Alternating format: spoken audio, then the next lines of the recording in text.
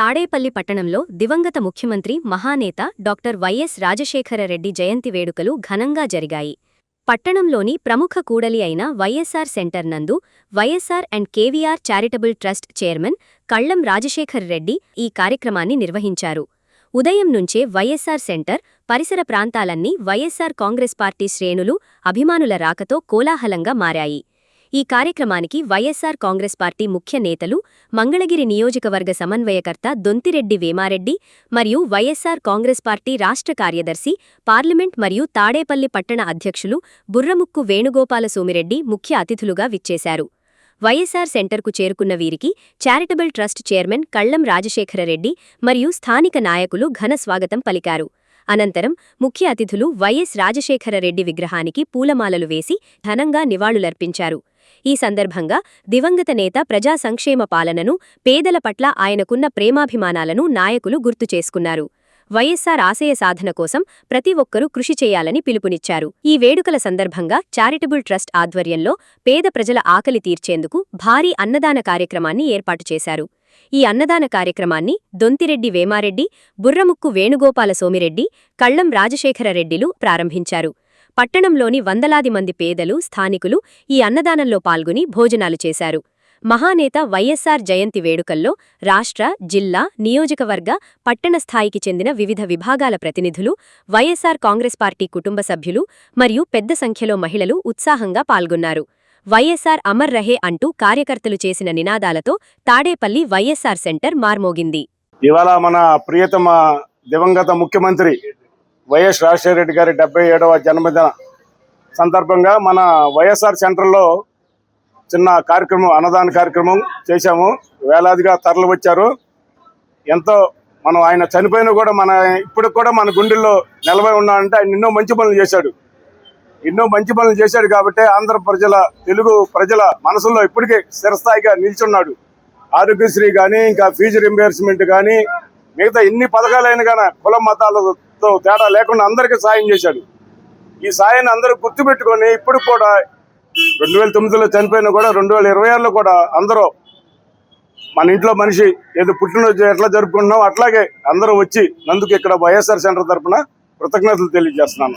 జోహార్ వైఎస్ఆర్, జోహార్ వైఎస్ఆర్, జై జగన్, జై జగన్, వర్ధిల్లాలి వైఎస్ఆర్ కాంగ్రెస్ పార్టీ, వర్ధిల్లాలి వైఎస్ఆర్ కాంగ్రెస్ పార్టీ. తాడేపల్లి పట్టణంలోని వైఎస్ఆర్ సెంటర్ నందు ఈరోజు మన వైఎస్ కళ్లం రాజశేఖర రెడ్డి గారి ఏర్పాటు చేసిన ఈ వైఎస్ఆర్ జయంతి కార్యక్రమంలో ఇక్కడ పాల్గొనడం జరిగింది. రాజశేఖర రెడ్డి గారు అంటేనే ఆయన ఆ రోజు కాంగ్రెస్ పార్టీ ఏదైతే జీవోత్సవం లేకుండా ఉందో ఆ కాంగ్రెస్ పార్టీని తన పాదయాత్ర ద్వారా అధికారంలోకి తీసుకొచ్చి తన పరిపాలనలో అభివృద్ధి, సంక్షేమం అనేది రెండు కళ్ళగా చూపించి సంక్షేమాన్ని ప్రజలకి రుచి చూపించి దాంట్లో ఫీజు రీంబర్స్మెంట్ కానీ, అట్లాగే ఆరోగ్యశ్రీ కానీ, జలయజ్ఞం ద్వారా రైతులకి పంట పొలాలకి నీళ్లు ఇవ్వడం ద్వారా అయితేనేమి అట్లాంటి అనేక సంక్షేమ పథకాలను చేస్తూ మళ్ళీ 2009లో కూడా ఎటువంటి పొత్తు లేకుండా నేను సింగిల్గానే వస్తానని చెప్పి ఆయన ఎలక్షన్లో పోటీ చేసి 2009లో కూడా మళ్ళీ యూపీఏ గవర్నమెంట్ని రెండోసారి కూడా అధికారంలో తీసుకొచ్చి ఆయన చరిత్రలో నిలిచిపోయారు.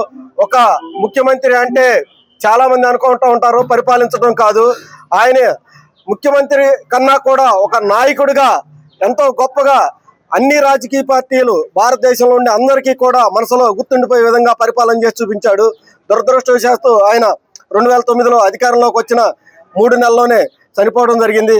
కానీ ఈ రోజుకి ఎప్పటికీ కూడా ఆయన ప్రజల హృదయాల్లోనే ఉంటాడని చెప్పి సందర్భంగా తెలియజేస్తూ, అట్లాగే ఆ తర్వాత జగన్ గారి పరిపాలనలో కూడా ఆయన ప్రవేశపెట్టిన సంక్షేమాలని కొనసాగిస్తూ ఇంకా కొత్తగా సంక్షేమాలను కూడా తీసుకొచ్చి జనరంజకమైన పరిపాలన చేశారు. ఆ కూటమి అబద్ధాల ద్వారా ప్రజలందరూ కూడా ప్రభావితం అయ్యి అధికారాన్ని కూటమి ప్రభుత్వానికి ఇవ్వడం జరిగింది.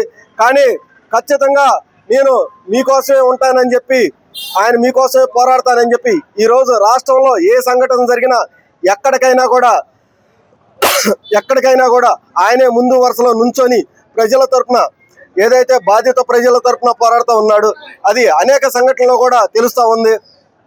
కావున రాబోయే రోజుల్లో ఖచ్చితంగా 29లో మనం అధికారంలోకి జగన్మోహన్ రెడ్డి గారిని తీసుకొచ్చి మళ్ళీ సంక్షేమ అభివృద్ధి పరిపాలనని మళ్ళీ తెచ్చుకోవాలని చెప్పి ఈ సందర్భంగా తెలియజేస్తూ ఒక్క విషయం మీకు ఈ కూటమి ప్రభుత్వం గురించి కూడా చెప్పదలుచుకున్నాను. ఈ కూటమి ప్రభుత్వం ఏదైతే మేము సూపర్ 6 అని అట్లాగే అనేక రకాలైన వాగ్దానాలు చేసి అధికారంలోకి వచ్చిందో, పర్టికులర్గా మంగళగిరిలో కూడా ఆయన అనేక రకాలైన వాగ్దానం చేసి మంగళగిరి లోకేష్ ఏదైతే వచ్చాడో ఆ అభివృద్ధి చేయకపోగా ఆయన ఇక్కడ దోపిడీకి మాత్రం రూపకల్పన చేసి ఇక్కడ మంగళగిరిలో లోకేష్ ఏ విధంగా దోచుకుంటున్నారు అనటానికి ఇక్కడ ఇసుక్కోరి ఒకటే ముందు నిదర్శనం. అట్లాగే మనం ఎదురుగా చూస్తే ఉండవల్లి కొండ నిదర్శనం. అట్లాగే రాజధాని భూమిలో ఉన్న మట్టిని దోచుకొని మట్టిని అమ్ముకోవటం అనేది ఈ రకంగా రాజధాని. ఇప్పుడు ఆయన సహజంగా చెబుతూ ఉంటారు మన మంగళగిరి లోకేష్ అని చెప్పి వాళ్ళు చెప్తారు. మన మంగళగిరిలో లోకేష్ దోపిడీ కూడా ఆ విధంగానే ఉంది. ఎందుకంటే ఇక్కడ అభివృద్ధి సంగతి దేవుడికి ఎరుగు, కానీ దోపిడీ మాత్రం భారతదేశంలోనే ఆదర్శవంతంగా చేస్తున్నాడు ఈ నియోజకవర్గంలో. ఎందుకంటే ఆయన ఎలక్షన్ ముందు ఒక మాట చెప్పాడు, ఏదైతే మంగళగిరిలో నేను భారతదేశంలోనే మొదటి స్థానంలో ఉండే విధంగా ఈ నియోజకవర్గాన్ని నిలబెడతానని చెప్పాడు. కానీ దోపిడీలో మాత్రం ఈ నియోజకవర్గాన్ని ముందు వరుసలో నిలబెట్టాడు. ఇసుకలో ఏదైతే కృష్ణానదిలో దెబ్బలు సుమారుగా 3 దెబ్బలు పైగా మాయం చేసి 4వ దెబ్బను కూడా చెరబెడతా ఉన్నారు. ఈ రకంగా నదిని అయితేనేమి, కొండలను అయితేనేమి, అట్లాగే రాజధాని ప్రాంతంలో భూములు అయితేనేమి ఏ విధంగా అయితే చెరబెట్టాలో ఆ విధంగా చెరబెట్టి మంగళగిరిలో దోపిడీకి మాత్రం ప్రథమ స్థానంలో తీసుకొచ్చారు. ఈ విధంగా ఆయన చేస్తున్న పరిపాలన మీద ఖచ్చితంగా మనం ప్రజల దృష్టికి తీసుకెళ్లి రాబోయే రోజుల్లో ఈ మంగళగిరి నియోజకవర్గంలో నుంచి కూడా లోకేష్ ని మళ్ళీ ఆయన్ని వెనక్కి పంపించాలని చెప్పి ఈ సందర్భంగా ప్రజలందరూ కూడా పిలుపునిస్తున్నాను.